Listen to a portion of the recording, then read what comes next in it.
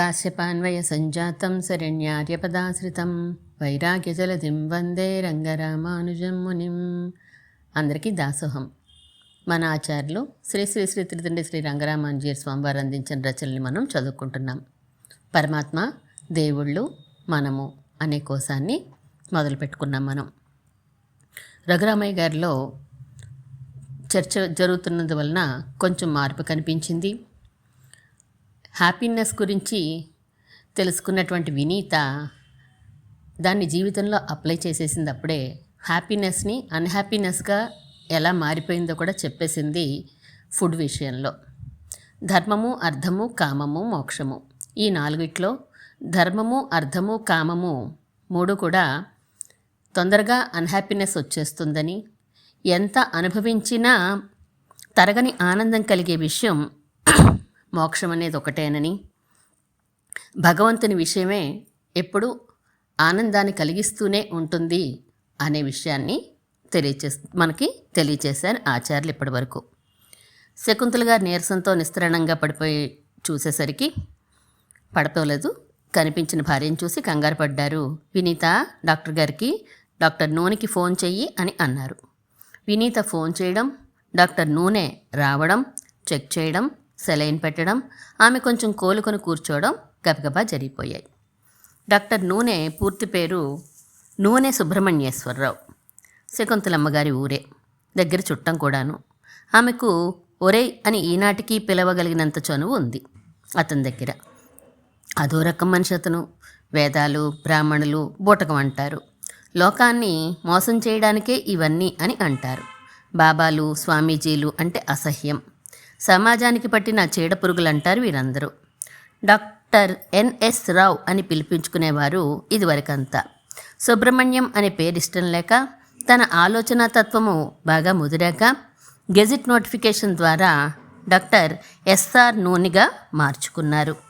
ప్రకృతి సంబంధమైనవి, మానవాళికి ఉపయోగించేవి అయిన వస్తువుల్ని ఉపయోగించడానికే ఇష్టపడతారు. పూలు, చందనం వంటివి దండగా అని అంటారు. ఈ నూనె పేరేంటయ్యా మరి జిడ్డులా అంటే నూనె ఉపయోగం గురించి ఉపన్యాసం దంచుతారు. రఘురామయ్య గారికి ఫ్యామిలీ డాక్టరు, మంచి నిపుణుడు. రఘురామయ్య గారు ఎప్పుడు అతని దగ్గర చనువు తీసుకోరు. కానీ శకుంతలమ్మ గారు చుట్టరికపు చనువు కొద్దీ ఎప్పటికప్పుడు బాగానే దుళ్ళగొడుతూ ఉంటారు. ప్రారంభించారు డాక్టర్ నూనె. ఎందుకత్తయ్యా ఈ ఉపవాసాలవి? శరీరాన్ని ఎందుకు పాడు చేసుకోవాలి? ఏనాడో ఏదో స్వర్గలోకంలో సుఖాలు వస్తాయని ఇప్పుడు ఇలా నీరస పెట్టుకోవడం ఎంత తెలివి తక్కువతనమో తెలుసా? అసలు ఈ స్వర్గలోకాలు, దేవుడు ఉన్నాయని ఎవరు చెప్పారు? ఎవరో భుక్తి కోసం రాసుకున్న పుస్తకాలను పట్టుకుని మీరంతా ఇలా అయిపోతున్నారంటే నాకు మీ మీద జాలి, కోపం రెండూ వస్తున్నాయి. ఆపరాని గోల ఎప్పుడు ఉండేదేగా విసుక్కున్నారు శకుంతలమ్మ గారు. నువ్వు చెప్పేది మానవు, నేను చేసేది మానను అని అన్నారు. రఘురామయ్య గారికి నిన్నటి పురుషోత్తం గారితో సంభాషణ గుర్తుకు వచ్చింది. మరికొంచెం తెలుసుకుంటే బాగుండును అని అనిపించింది. అయితే సుబ్రహ్మణ్యం అని పిలిచారు. నువ్వు చెప్పే ఈ మాటలు ఏమైనా ప్రత్యేక మతంలోవా, లేక నీ అంతటి నువ్వు చెప్తున్నావా? ఆరాగా అడిగారు. తన పేరు మార్పును ఈ జడ్జి గారు గుర్తించరని చాలా కోపం డాక్టర్ నూనెకు. కానీ పెద్దవారని ఎలా పిలిచినా తమాయించుకుంటూ ఉంటారు. పైగా ఈరోజు తన మతం గురించి అడుగుతున్నారు. దాంతో హుషారుగా అందుకున్నారు డాక్టర్ నూనె. మా మతం అసలు పేరు లోకాయతం అండి. దీనిని నమ్మిన వారిని లోకాయతులు అని అంటారు. లోకం అనే పదం లాటిన్ భాషలోని లూకస్ నుంచి, లిథూనియన్ భాషలోని లౌకస్ నుంచి వచ్చిందట. అంటే అడవులు నరకడమని, పొలాలని, ఖాళీ స్థలాలని వగైరా వగైరా అర్థాలు ఉన్నాయట. అడవులను నరికి వ్యవసాయానికి వాటిని పొలాలుగా మార్చి పాటుపడేవారు లోకాయతులు. ఈ లోకంలో బాగా శ్రమిస్తూ అందువలననే పొందవలసిందంతా పొందవచ్చును. ఇక ఆ పైన ఏమీ లేదని మా సిద్ధాంతమండి. ఇలా వివరిస్తూ ఉండగానే అవధాని గారు వచ్చారు. అవధాని గారి వినీతకు ట్యూషన్ మాస్టారు. నడి వయసుకు కొంచెం తక్కువగా ఉంటుంది వారి వయస్సు. తెలివైన వారు. ఇంగ్లీష్ చదువులు, సంస్కృతం చదువులు కూడా బాగా ఎరిగినవారు. పొట్టకూటి కోసం ఉద్యోగం చేయవలసిన అవసరం లేదు వారికి. పెద్దలు సంపాదించిన ఆస్తి ఉంది. ఒకసారి కారులో రఘురామయ్య గారు వెళ్తూ ఉండగా ఒక పిల్లవాడు యాక్సిడెంట్లో రోడ్డు మీద దిక్కు మొక్కు లేకుండా పడి ఉండడం చూసి జాలిపడి ఆసుపత్రిలో చేర్పించి బ్రతికించారు. ఆ పిల్లవాడు అవధాని గారి అబ్బాయి. ఏమైపోయినాడో తెలియక తల్లడిల్లుతున్న ఆ కుటుంబానికి 2 రోజుల తర్వాత విషయం తెలిసి రఘురామయ్య గారి కాళ్ళ మీద పడిపోయారు. కృతజ్ఞతతో ఏమైనా స్వీకరించు అని అన్నారు. స్వీకరించమంటే ఎంత వద్దని చెప్పినా వినకపోయేసరికి రఘురామయ్య గారు, సరే మా మనవరాలకి ట్యూషన్ చెప్పండి అని అన్నారు.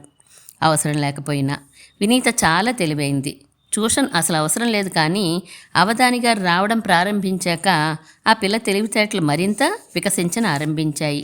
స్కూలు చదువుకే పరిమితం కాకుండా ఎన్నో విషయాలు అరటిపండు ఒలిచినట్లు చక్కగా చెప్తూ ఉంటారు అవధాని గారు. వినీత వరండాలోకే ఎదురు వెళ్ళి అమ్మమ్మ నీరసం, డాక్టర్ రావడం అన్నీ చెప్పేసింది. లోపలికి నేరుగా వచ్చి కుశల ప్రశ్న వేసి తాను కూర్చున్నారు అవధాని గారు. చెప్పబయ్యా, ప్రోత్సహించారు కొనసాగించడానికి రఘురామయ్య గారు డాక్టర్ నూనెని. మా ఈ లోకాయత మతము బృహస్పతిది. అది చాలా ప్రాచీనమైనదండి. అర్థశాస్త్రంలో కౌటిల్యుడు కూడా ప్రస్తావించాడట మా మతాన్ని. మీ భారతంలో ద్రౌపదుడు ప్రత్యేకించి చెప్పించుకొని విన్నాడట. అప్పుడే దీనిని ద్రౌపది ఆమె సోదరులు విన్నారని అరణ్య పర్వంలో ఉందట. అది సరేనయ్యా, నీ మతం గొప్పతనం కాదు నాకు కావలసింది, అందులో ఉండే విషయం చెప్పు అన్నారు రఘురామయ్య గారు. ఆసక్తిగా వింటున్నారు అవధాని గారు కూడా. ఆత్మ అని మీరొకటి ఉంటుందని అంటూ ఉంటారే, అలాంటిదేమీ లేదని మా సిద్ధాంతము. కాదు కూడదు అంటారా? ఈ దేహమే ఆత్మ, తప్పితే ప్రాణమే ఆత్మ, ఇంకా కుసరితే మనస్సే ఆత్మ, అంతే. చిరునవ్వుతో చిన్న ఎగతాళి రంగరించి అన్నారు డాక్టర్ గారు.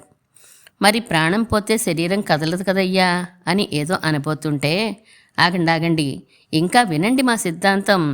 ఈ శరీరం అనేది మట్టి, నీరు, గాలి, ఉష్ణము అనే 4 చేయబడింది. ఈ 4 కలిస్తే పుట్టుక, విడిపోతే మరణం. మరణిస్తే ఇంకేం లేదు, స్వర్గము లేదు, నరకము లేదు, మోక్షం అంతకన్నా లేదు, పునర్జన్మ అసలే లేదు. అందుకే బ్రతికున్నన్నాళ్ళు ఆగాగు, నువ్వు చెప్పిన మట్టికి కానీ, నీటికి కానీ, గాలికి కానీ, ఉష్ణానికి కానీ చైతన్యం, ఆలోచన శక్తి లేవు కదా.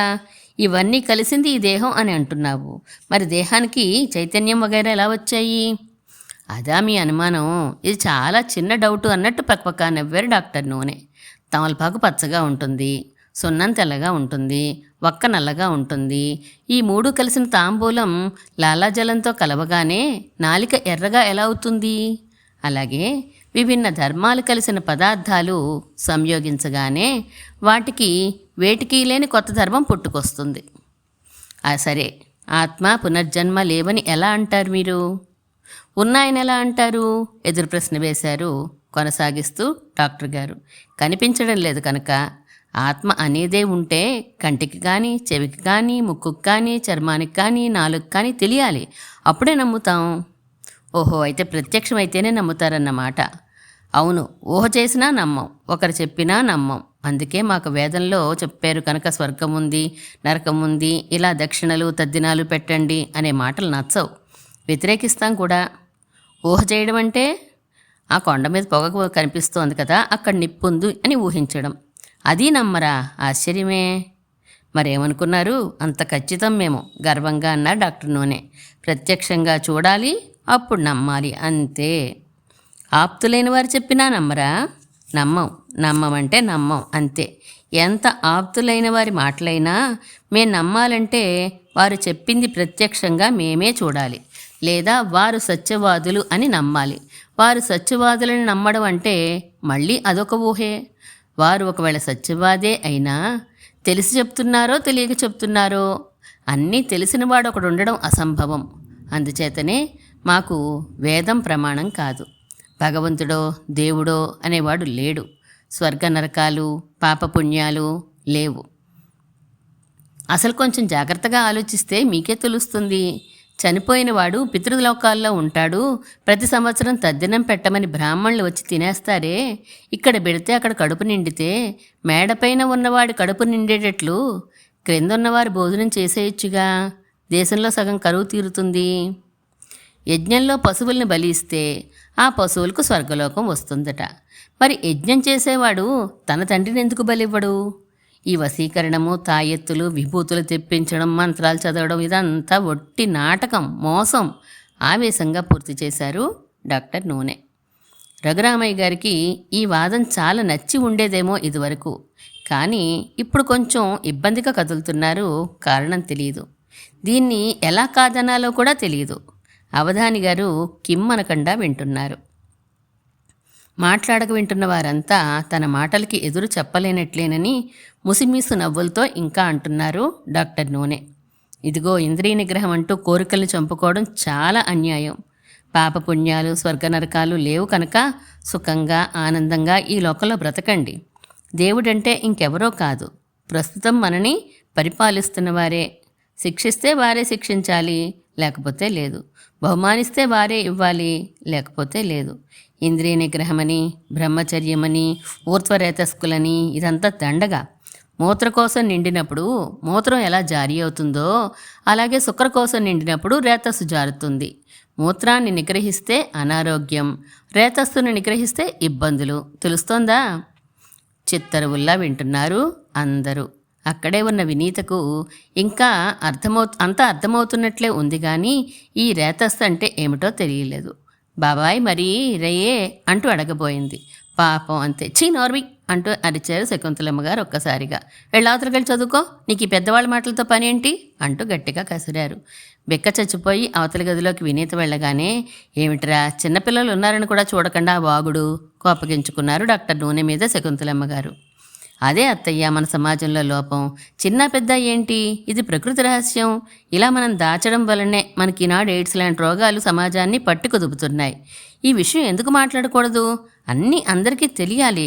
సెక్స్ ఎడ్యుకేషన్ చాలా ముఖ్యం. ఈ నిశ్శబ్దాన్ని ఛేదించాలి. ప్రకృతి సహజమైన విషయాలు దాచడం సమాజానికి అనర్థం.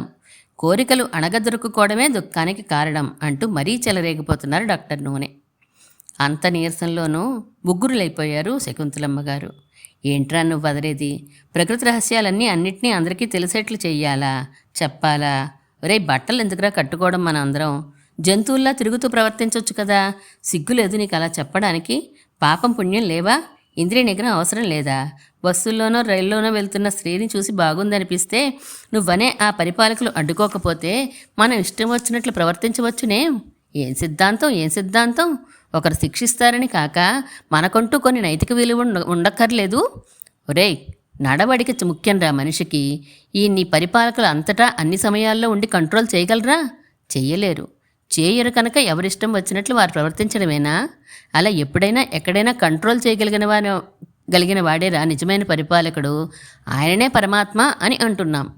ఒక వ్యక్తి గొప్పతనం ఎన్ని కోరికలు తీర్చుకోగలుగుతున్నాడు అని కాదు, ఎంత మంచి నడవడికతో సమాజ శ్రేయస్సుకు తోడ్పడుతున్నాడు అని. అలాంటి మంచి నడవడికని దృష్టిలో ఉంచుకుని తప్పు చేస్తే శిక్షించడానికి చట్టాలు బయలుదేరాయి. వాటికి మార్గదర్శకం మన రాజ్యాంగం. అలాగే అన్ని కాలాల్లో అన్ని దేశాల్లో మానవుల నడవడికని కంట్రోల్ చేయడానికి ఒక చట్టం అవసరం. అలాంటి ఆ నడవడికను నేర్పేవే శాస్త్రాలు. ఆ శాస్త్రాలకి మూలమే మన పవిత్రమైన వేదం. ఎవరో కొందరు ఆ వేద విద్యని దుర్వినియోగం చేస్తున్నారని వేద విద్యే కుటిలం, మోసం అని ఎలా అంటున్నావురా?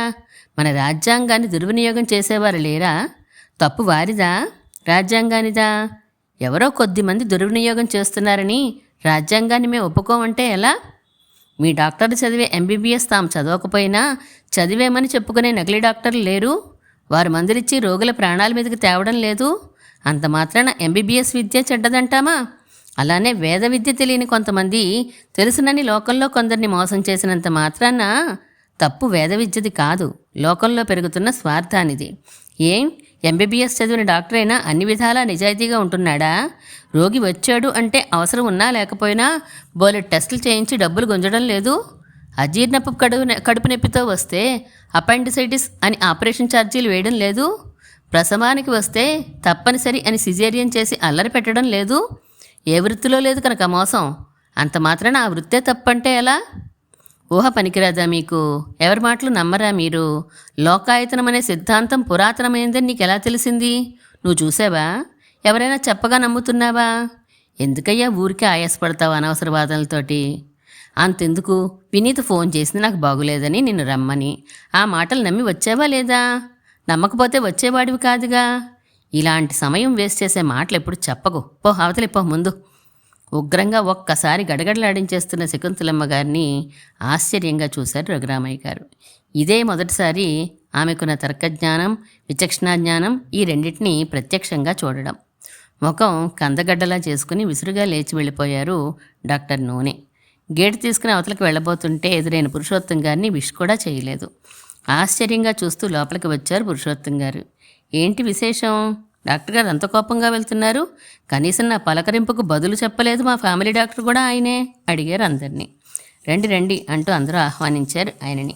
వాళ్ళ అత్తయ్య ఏదో అందిలేండి అంతే అని సర్దేశారు రఘురామయ్య గారు. అన్నయ్యగారు మంచినీళ్ళు తీసుకోండి అని కుశల ప్రశ్నలు వేశారు శకుంతలమ్మ గారు. ఇంతకీ ఈ లోకాయతము అన్న పదానికి అర్థమేమిటి మాస్టారు? అవధాని గారిని అడిగారు రఘురామయ్య గారు. లోకేషు ఆయతః లోకాయతః, లోకంలో ప్రజలలో ప్రచారంలో ఉన్న దృష్టి అనర్థం. బ్రతికనున్నాళ్ళు బ్రతికి సుఖంగా ఉందాం, అర్ధకామాలే పురుషార్థాలు, అవే మనకు కావలసినవి అనే లోకదృష్టే లోకాయతము. లోకము మాత్రమే విషయంగా ఉండే దృష్టి లోకాయతము. ఈ లోకమునే ఆయతనముగా అంటే ఆధారంగా చేసుకున్న దర్శనము లేదా మతము లోకాయతము అని వివరించారు అవధాని గారు. ఇదెందుకు వచ్చింది ఇప్పుడు అడిగారు పురుషోత్తం గారు ఆశ్చర్యంగా.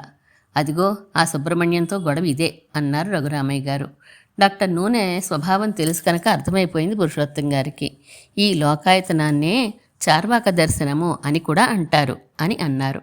కొనసాగిస్తూ, చార్వాకుడు అని ఒకానొక సిద్ధాంతకర్త పేరు మీదుగా ఇది వచ్చింది అని ప్రసిద్ధం.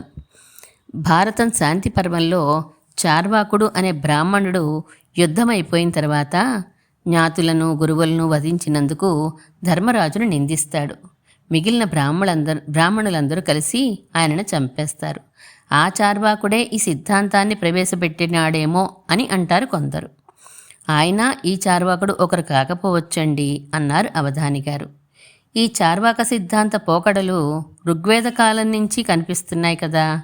బహుశా చారు వాక్కు అనే దాని నుంచి చార్వాకులు అని వచ్చి ఉంటుంది. చారు అంటే మనోహరమైన, వాక్కు అంటే మాట. అందంగా తిను తాగు, ఎవరు ఏం చేయరు, నీ ఇష్టం అంటూ ఉంటే ఎవరికి మనోహరంగా ఉండదు అని అన్నారు. నిజమే, అలాగూ కావచ్చు. చర్వ్ అనే ధాతువుకి తినడము అని అర్థం, అంటే అనుభవించమని. విచ్చలవిడిగా అనుభవించమనే మాట అందరికీ నచ్చి తీరుతుంది అన్నారు పురుషోత్తం గారు. నిజంగా ఇలాంటి మతాన్నొక దానిని ఎవరైనా ప్రవేశపెట్టి ఉంటారా అని నా అనుమానం. ఎంతైనా ఇంత విచ్చలవిడితనాన్ని ప్రోత్సహించేవారు ఏ కాలంలో అయినా ఉండడం అసహజం. ఉన్నా ఆ మతం ఇంత ప్రసిద్ధిలోకి రాకూడదు. కొంచెం అతిశయోక్తి ఉందేమో అనిపిస్తోంది నాకు అని సందేహాన్ని వెలిబుచ్చారు రఘురామయ్య గారు. ఏమో చెప్పలేం. ఈ లోకాయతము లేదా చార్వాకము అనే మతానికి సంబంధించిన గ్రంథాలు ఇప్పుడేమీ దొరకడం లేదు. చంద్రకీర్తి అనే బౌద్ధ పండితుడు బృహస్పతి సూత్రములు అని ఒక మూల గ్రంథం ఉందని తన గ్రంథంలో వ్రాసుకున్నాడు. పురంధరుడు ఒక చార్వాకమత గ్రంథకర్త అని జైన గ్రంథాలలో ఉంది. 1921లోనూ 1940లో చార్వాక మత గ్రంథాలుగా కొన్ని ప్రకటించబడ్డాయి. కానీ అవి యథార్థాలని ఎవరూ అంగీకరించలేదు. డిస్కవరీ ఆఫ్ ఇండియాలో నెహ్రూ గారు చార్వాక సాహిత్యాన్ని దాన్ని ద్వేషించేవారే నాశనం చేసేసి ఉంటారు అని ఊహించారు. అయితే మరిప్పుడు ఈ చార్వాక సిద్ధాంత విషయాలు మనకెలా తెలిసాయి? వాటిని ఖండించాలని సిద్ధపడిన బౌద్ధులు, జైనులు, వేదాంతులు వ్రాసిన వాక్యాలే ఆధారం. అంతకుమించి అవకాశం లేదు. అయితే తప్పనిసరిగా అతిశయోక్తులు వచ్చి ఉంటాయి. ఖండించాలని చూసేవాడు మరింత అసహ్యంగా చేసి కదా ఖండిస్తాడు. అయితే నమ్మనక్కర్లా అని నిష్కర్ష చేశారు రఘురామయ్య గారు. వెంటనే అందుకున్నారు అవధాని గారు. ఆచార్యుల శంకరుల వారు వారి బ్రహ్మసూత్ర భాష్యంలో కూడా ఇంచుమించుగా లోకాయత సిద్ధాంత మూల సూత్రాలుగా ఇటువంటి వాటినే వ్రాశారు. వారు వ్రాసిన దానిని అతిశయోక్తి అని మనం అనుకుంటే వారే వ్రాసిన మిగిలిన గ్రంథభాగ ప్రమాణాన్ని కూడా ప్రశ్నించవలసి ఉంటుంది. అది కాదు నా అభిప్రాయం అంటూ తప్పుకున్నారు రఘురామయ్య గారు. ఇంతకీ బృహస్పతి వ్రాసాడు అంటారేంటి? ఆయన దేవగురువు కదా, వేదములు ప్రమాణం కావని ఆయన ఎలా వ్రాస్తాడు? అలా వ్రాస్తే ఆయన ఉనికే ప్రశ్నార్థకం కదా. ఇంద్రుణ్ణి రక్షించడానికి బృహస్పతి శుక్రుడి వేషం వేసుకుని దేవతల విజయం కోసం ప్రత్యక్షంగా చూసేవే నమ్మాలి, ఇంకెవరు చెప్పినా నమ్మక్కర్లేదు అంటూ ఒక సిద్ధాంతాన్ని ప్రవచించి దైత్యులను నాశనం చేశాడు అని మైత్రాయణి ఉపనిషత్తులో ఉంది. దాని ఆధారంగా మాకు ప్రత్యక్షమే ప్రమాణం అంటూ ఒక మతం బయలుదేరింది. బృహస్పతి పేరు చెప్పుకుంటూ తమ మతం మూల పురుషుడిగా బయలుదేరింది అవధాని గారు వివరించారు. అంతేకాదు, విష్ణు మాయామోహం చేత అసురులు వంచబడి ఈ దర్శనాన్ని అవలంబించి నశించారు అని విష్ణు పురాణంలో ఉంది కలిపారు పురుషోత్తం గారు. అసలు ఈ అసురులంటే ఎవరు? రఘురామయ్య గారి ప్రశ్న. అసత్యం అప్రతిష్టంతే జగదాహురనీశ్వరం అపరస్పర సంబంధం కిమన్యత్ కామహేతుకం అని భగవద్గీత 16వ అధ్యాయంలో ఉన్నది. అసుర స్వభావము కలవారట జగత్తంతా అసత్యమని, భగవంతుడు ఆధారంగా కలది కాదని, దానిని నియమించేవాడు లేడని, సృష్టి అంతా స్త్రీ పురుషుల పరస్పర సంయోగం చేతనే వచ్చిందని అంటారు. అందుచేత అసురులంటే మనని, జగత్తుని నియమించేవాడు లేడని, సృష్టి మన వలనే జరిగింది, జరుగుతుంది అని అనేవాళ్ళట. తెలిసేటట్లు చెప్పగలిగానా అన్నట్లు చూశారు అవధాని గారు. చాందోగ్య ఉపనిషత్తులో ఒక కథ ఉంది. అసురుల రాజు విరోచనుడు, దేవతల రాజు ఇంద్రుడు బ్రహ్మగారి దగ్గర 32 సంవత్సరాలు తపస్సు చేశారట. ఆత్మజ్ఞానము దర్శనములను ఉపదేశించమని అడిగారట. నీటి పాత్రలో మిమ్మల్ని చూసుకోండి, ఆత్మ అంటే ఏంటో తెలుస్తుంది అన్నాడట ఆ బ్రహ్మగారు. ఇద్దరూ దిశమొలగా మొదలు చూసుకున్నారట. తర్వాత దుస్తులతో అలంకరించుకుని చూసుకున్నారట. ఎలా ఉంటే అలా వారికి నీటి పాత్రలో కనిపించారట. వెంటనే విరోచనుడు, ఆత్మ అంటే ఈ దేహమే, దీనికే మనం పరిచర్య చేసుకోవాలి, కాపాడుకోవాలి, ఇంతకు మించి ఇంకేమీ లేదు అని నిర్ణయించుకుని తన అనుచరుల దగ్గరకు వెళ్ళి అలానే చెప్పి అలానే ఆచరింప చేశాడట. అప్పటినుంచి అసురులన్నా లోకాయుతులన్నా ఒకటే అనే మాట వచ్చింది. ఇంద్రుడు మాత్రము తృప్తి పడక మళ్ళీ బ్రహ్మ దగ్గరికి వెళ్ళి ఆత్మజ్ఞానాన్ని పొందాడట. చక్కగా వివరించారు పురుషోత్తం గారు. అలాగా, అయితే ఇంతకీ మావాడు అదే ఆ డాక్టర్ నూనె ఊహని నమ్మను, ఎవరు చెప్పినా నమ్మను అంటాడేంటి, ప్రత్యక్షమే నమ్ముతాడట అడిగారు రఘురామయ్య గారు. ఈనాటి చార్వాకానికి ఆనాటి చార్వాకానికి చాలా తేడా ఉందనిపిస్తుంది. విచ్చలవిడిగా తిరగవచ్చని ప్రోత్సహించే ఆనాటి లోకాయుతం ఏనాడో నశించిందేమో. డాక్టర్ గారి లోకాయుతంలో ఆ పాత వాసనలుండే అవకాశం లేదు. అయితే బృహస్పతి పేరు చెప్పుకుంటారు. అయినా వివరం అడిగాం కనుక చెప్తున్నాను వినండి. మనకి జ్ఞానం 3 విధాలుగా కలుగుతుంది. ఒకటి ఇంద్రియముల ద్వారా, దీనిని ప్రత్యక్షము అని అంటారు. ఈ ప్రత్యక్షాన్ని ఆధారంగా చేసుకుని కలిగే ఊహనే అనుమానము అని అంటారు. ఆ పదం తెలియక డాక్టర్ గారు ఊహ అని వాడి ఉంటారు. ఇవి కాక ఆప్తులైన వారు చెప్పిన మాటని శబ్దము అని అంటారు అన్నారు పురుషోత్తం గారు.